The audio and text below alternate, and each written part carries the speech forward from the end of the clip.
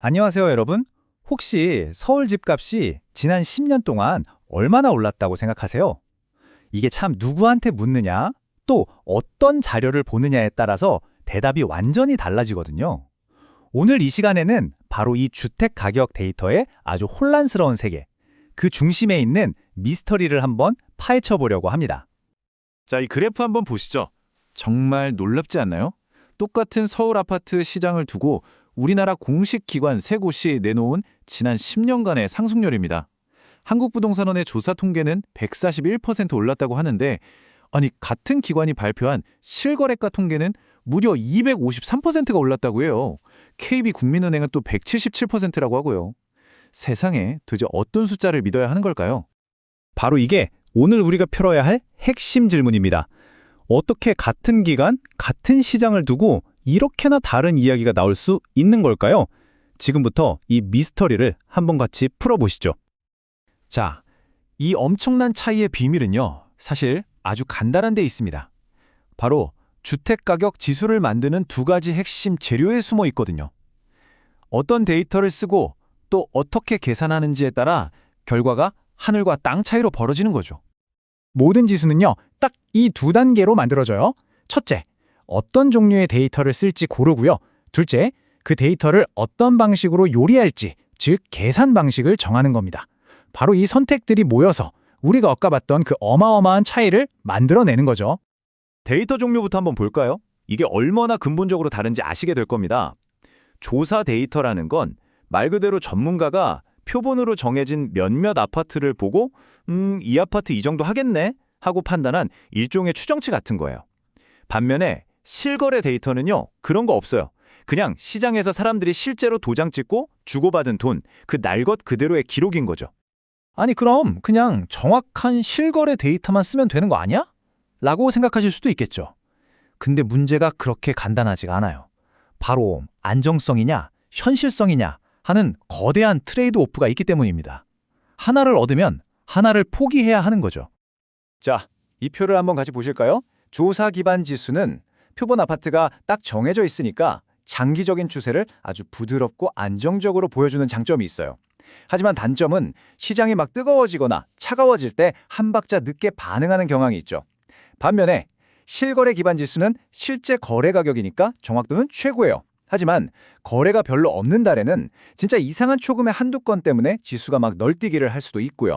또 계약하고 나서 신고까지 시간이 좀 걸리니까 데이터가 시장보다 한두 달 늦게 나오는 경향이 있습니다. 그러니까 핵심은 바로 이겁니다. 전문가 조사는요, 마치 파도의 가장 높은 부분이랑 가장 낮은 부분을 살짝 깎아내서 부드럽게 만드는 효과가 있는 거예요. 이걸 평화라 효과라고 부르는데요. 그래서 그래프는 안정적으로 보일지 몰라도 실제 시장의 격렬한 움직임은 놓칠 수가 있는 거죠. 이게 바로 통계는 잠잠한데 아니 내 주변은 지금 난린데 하는 그 체감과의 괴리를 만들어내는 가장 큰 이유 중 하나입니다. 자, 근데 이런 고민이 우리나라에만 있는 건 아니거든요.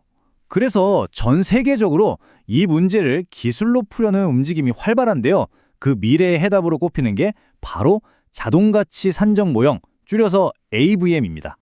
이 흐름을 보면요, 주택 가격을 측정하는 기술이 어떻게 발전해 왔는지 한눈에 보입니다. 옛날에는 전문가의 감에 의존했잖아요. 그러다가 2006년부터 실거래가 신고가 의무화되면서 드디어 진짜 데이터의 시대가 열렸죠.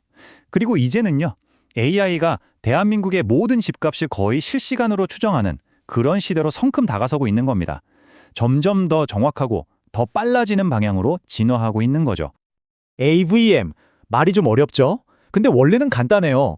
그냥 인공지능한테 부동산에 대한 모든 정보, 예를 들어 평수, 층수, 방향, 주변 학교, 지하철역, 최근 거래된 옆집 가격, 이런 빅데이터를 전부 학습시키는 거예요. 그러면 AI가 사람의 개입 없이 이 집은 지금 얼마 하고 자동으로 값을 딱 계산해 주는 거죠. 혹시 진로우의 제스티메이트 같은 거 들어보셨어요? 그걸 국가 경제 분석용으로 엄청나게 업그레이드한 버전이라고 생각하시면 이해가 빠를 겁니다. 자, 그럼 이제 다시 처음으로 돌아가 보죠.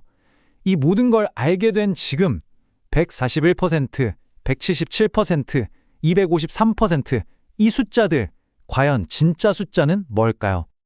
결론부터 말씀드리면 하나의 진짜 숫자라는 건 사실 없습니다.